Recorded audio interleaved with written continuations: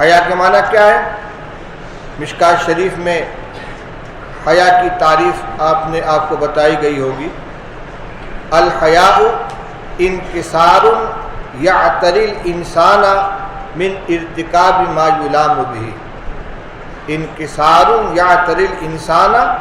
من ارتکاب ما یلام به، وہ انفعالی کیفیت جو انسان پر اس وقت طاری ہوتی ہے جب اس سے کوئی ایسا عمل سرزد ہو جائے جس سے اس کی ملامت کی جائے، کوئی ایسا عمل انسان سے صادر ہو جائے جس سے اس کی ملامت کی جائے، اس وقت جو ایک انفعالی کیفیت اپنے اوپر طاری ہوتی ہے اسی کا نام حیا ہے، چاہے یہ ملامت من جانب الناس ہو یا من جانب اللہ ہو، شریعت کی طرف سے ملامت پائی جائے یا انسانوں کی طرف سے ملامت پائی جائے۔ یہ تو حیا کا عام مفہوم ہوا،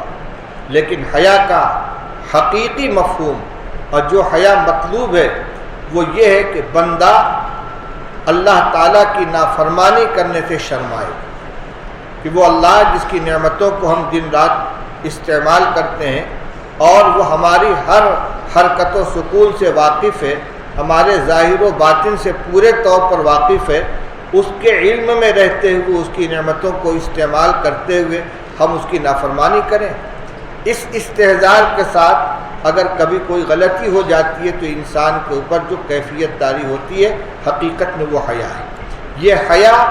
صدور سے پہلے معصیت سے روکتی ہے کہ فلاں کام کرتے ہوئے حیا آتی ہے، اور اگر خدا نخواستہ صدور ہو جائے تو پھر اس کے بعد توبہ اور استغفار کے اوپر اور تلافی پر آمادہ کرتی ہے۔